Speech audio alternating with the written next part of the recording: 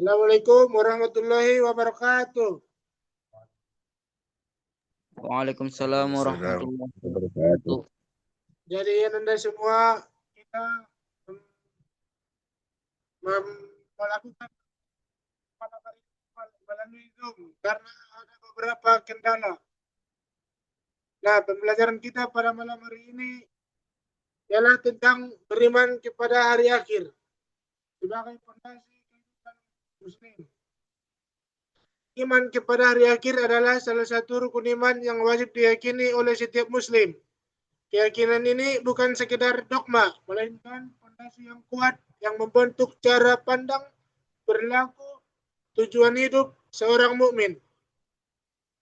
Pengertian hari akhir perspektif Al-Quran dan hadis. Dalam perspektif Al-Quran, hari akhir atau biasa kita sebut dengan Yaumil Qiyamah dijelaskan secara rinci dalam Al-Quran sebagai hari kebangkitan seluruh manusia, perhitungan amal, dan penentuan balasan. Ayat-ayat Al-Quran banyak menggambarkan kedahsyatan peristiwa ini, seperti gunung-gunung yang berterbangan dan lautan yang meluap. Sedangkan hari akhir dalam perspektif hadis ialah mengenai tanda-tanda peristiwa dan detail-detail yang akan terjadi pada hari akhir. Keduanya, Al-Quran dan hadis, saling melengkapi dalam memberikan pemahaman komprehensif yang akhirat. Lalu, Anda sekalian, tanda-tanda hari kiamat. Entah itu tanda-tanda hari kiamat kecil atau besar. Tanda-tanda kecil yaitu munculnya fitnah, melelahnya kemaksiatan, ilmu agama diangkat, banyak terjadi pembunuhan, dan waktu terasa semakin singkat adalah beberapa tanda kecil yang telah atau sedang kita saksikan. Sedangkan tanda-tanda besar meliputi kemunculan Dajjal, turunnya Nabi Isa, keluarnya Ya'juj dan Ma'juj, terbitnya matahari dari barat, dan api yang menggering manusia ke padang mahsyar. Ini adalah peristiwa dahsyat yang akan mengakhiri dunia. Perjalanan setelah kematian atau biasa kita sebut dengan alam barzah. Setelah kematian, setiap jiwa akan memasuki alam barzah, sebuah alam antara dunia dan akhirat. Disinilah jiwa menunggu hari kebangkitan, merasakan nikmat atau siksa kubur sesuai dengan amal perbuatannya di dunia.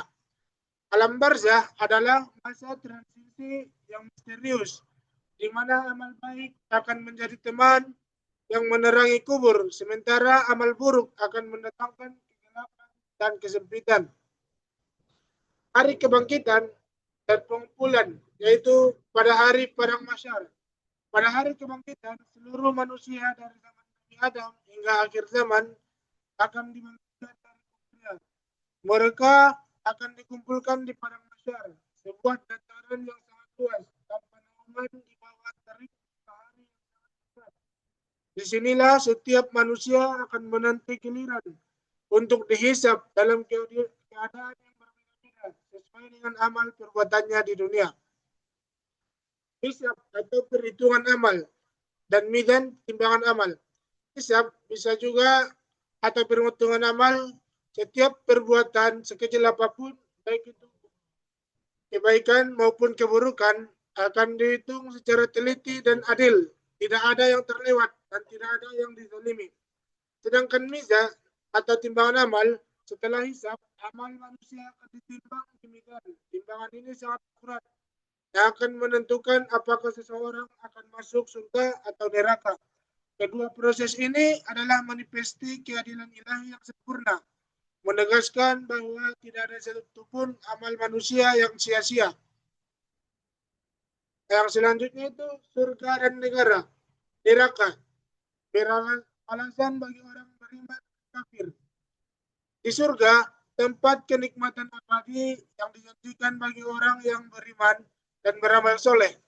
Di dalamnya terdapat sangat sungai-sungai madu, susu, dan khamar, serta berbagai kenikmatan yang belum pernah terlihat mata, terdengar telinga, dan terlintas di hati manusia.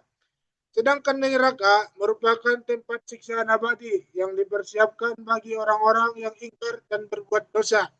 Di sana terdapat api yang sangat panas, minuman dari nanah, dan makanan dari duri, duri yang menyakitkan, sebuah tempat yang penuh penderitaan tiada akhir. Hikmah beriman kepada hari akhir atau motivasi kebaikan.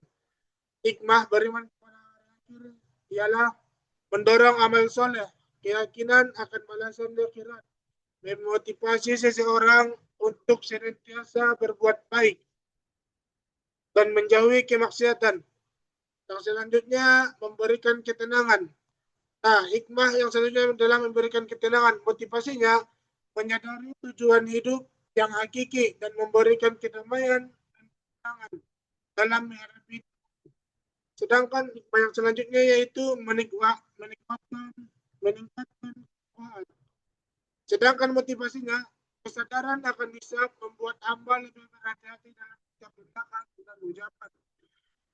Hikmah yang selanjutnya yaitu menjauhi dunia yang berlebihan.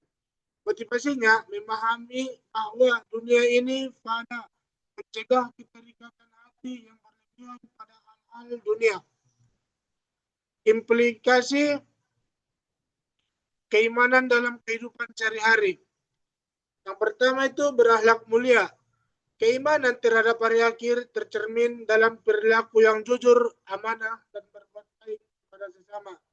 Dan yang kedua itu gemar bersedekah.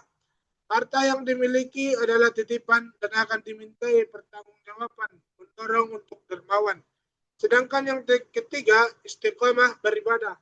Kesadaran akan akhirat menjadikan ibadah sebagai kebutuhan dan bekal utama. Kesimpulannya, wahai ananda sekalian, beriman kepada hari akhir adalah pengingat konsta bahwa hidup di dunia ini bersifat sementara. Oleh karena itu, mari kita jadikan setiap detik kehidupan sebagai kesempatan untuk mengumpulkan bekal terbaik. Sesungguhnya persiapan terbaik adalah takwa. Mari siapkan diri untuk dengan amal soleh, menjauhi maksiat, dan memperbanyak ibadah, agar kita termasuk golongan yang beruntung di hari akhir nanti. Semoga Allah memudahi perjalanan kita menuju jannahnya. Amin amin ya rabbal alamin. Jadi ananda, sekianlah pembelajaran kita pada malam hari yang sangat. Nanti Bapak akan kirim tugas ke grup ya Ananda. Jangan lupa untuk mengerjakannya. Paham semuanya? Paham, Pak. Ya, Pak. Kita jangan lupa untuk selalu sholat setiap hari. Assalamualaikum warahmatullahi wabarakatuh. Waalaikumsalam warahmatullahi wabarakatuh. Waalaikumsalam warahmatullahi wabarakatuh.